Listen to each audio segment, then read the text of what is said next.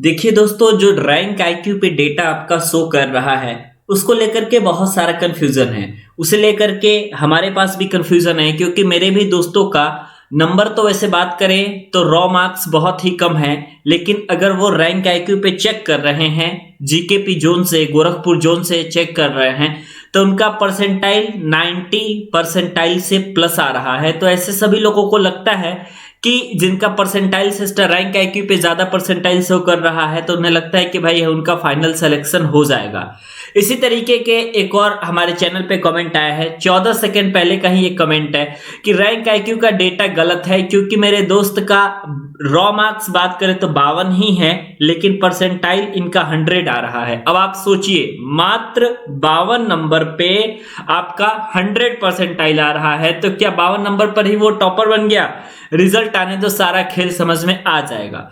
वैसे भी आपको पता है कि रेलवे का नियम क्या कहता है, इसको समझना बहुत ही ज्यादा मुश्किल है। रेलवे को समझना ही एक अपने आप में बहुत बड़ी मुश्किल की टास्क है, क्योंकि रेलवे कोई चीज पहले से कंफर्म करके नहीं बताता, ना ही रिजल्ट का डेट, ना ही वैकेंसी की तारीख, और ना ही ज्वाइनिंग की तारीख। इसके अलावा ना ही किस सिस्टम के आधार पर वह सिलेक्शन करेगा। ठीक है, अब यहाँ पे आप देखिए कि रैंक आईक्यू मैं आपको बताता हूं कि कितने कितने स्टूडेंट्स का क्या क्या है। ये देखिए, आपको मैं बताता हूं कि लगभग 1 करोड़ स्टूडेंट ने फॉर्म भरा था, लेकिन आप मान करके चलिए कि 60 लाख भी स्टूडेंट अगर आपके पेपर दिए हैं, फिर भी आपका ये जो संख्या है वो बहुत ज्यादा है, जबकि रैंक आईक्यू पे उतने स्टूडेंट है ही नहीं। गोरखपुर में उस समय जब हमारे दोस्त चेक किया करते थे, अभी 7-8 दिन की बात है, तो मात्र 7000 कैंडिडेट ही आरआरबी गोरखपुर आरआरसी जीकेपी यानी गोरखपुर से आप लोगों के रैंक आईक्यू पे थे। तो जिनका नंबर कम भी है वो भी अब रैंक आईक्यू पे डाल रहे हैं, तो उनका परसेंटाइल हाई दिखाएगा ही, जबकि उनका रॉ मार्क्स बहुत ही कम है। तो रॉ मार्क्स कम होने के बावजूद भी उनका हाई परसेंटाइल दिखा रहा है, तो इसका मतलब ये नहीं है कि फाइनल रिजल्ट भी इसी के आधार पे आएगा। रैंक आईक्यू के आधार पे आप अपना परसेंटाइल सिस्टम अभी कितना बन रहा है, प्रेजेंट स्टूडेंट के सिचुएशन के बेसिस पे बता रहा है। टोटल स्टूडेंट के सिचुएशन के बेसिस पे बिल्कुल भी वो नहीं बता रहा है कि कितने स्टूडेंट ने पेपर दिए हैं।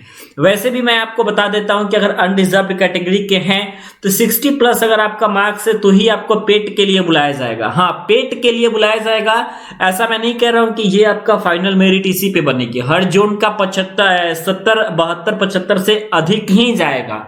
अटेंडेंस भले ही कम रहा है, लेकिन जिन स्टूडेंट्स की तैयारी अच्छी रही है उन्होंने पेपर नहीं छोड़ा है, तो आपका सिलेक्शन होना या ना होना ऐसे विद्यार्थियों पर निर्भर करता है। बाकी तो जिनको कुछ नहीं आता वो चाहे एब्सेंट रहे चाहे प्रेजेंट रहे, वो 20-30% बच्चे जिन्हें कुछ नहीं आता, अगर वो एग्जाम में प्रेजेंट भी हो जाते हैं तो कोई कट ऑफ पे कोई भी असर नहीं पड़ेगा, गहरा असर बिल्कुल भी नहीं पड़ेगा।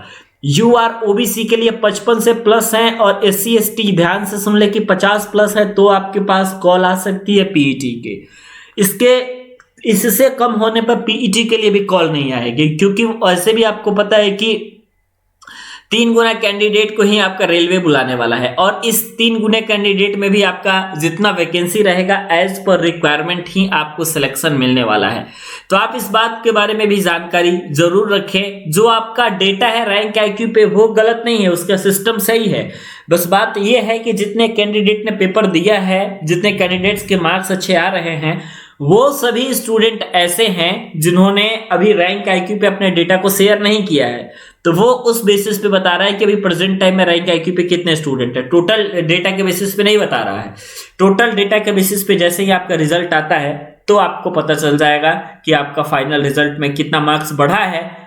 तो वैसे भी मैं बता दूं कि जो शिफ्ट आपकी हार्ड रही है, स्टार्टिंग की कुछ शिफ्ट ही आपकी हार्ड रही है, बाकी आपका बाद में नॉर्मल हो गया, लेकिन स्टार्टिंग की शिफ्ट हार्ड रही, तो इसमें नॉर्मलाइजेशन का फायदा होगा। परसेंटाइल नॉर्मलाइजेशन का 10 से 12 नंबर बढ़ सकता है, ज्यादा बढ़ने के चांसेस नहीं है। नॉर्मल नॉर्मलाइजेशन में बहुत बढ़ते थे, लेकिन इस बार जो है उतने ज्यादा बढ़ने के चांसेस नहीं है। हार्ड शिफ्ट में कितने स्टूडेंट ने एवरेज स्कोर किया उसी के अकॉर्डिंग आपका परसेंटाइल नॉर्मलाइजेशन होगा। बाकी आपका रैंक आईक्यू पे कितना परसेंटाइल शो कर रहा है आप हमें कमेंट सेक्शन में बता सकते हैं, और रेलवे के पल पल के अपडेट के लिए आप चैनल को सब्सक्राइब कर सकते हैं।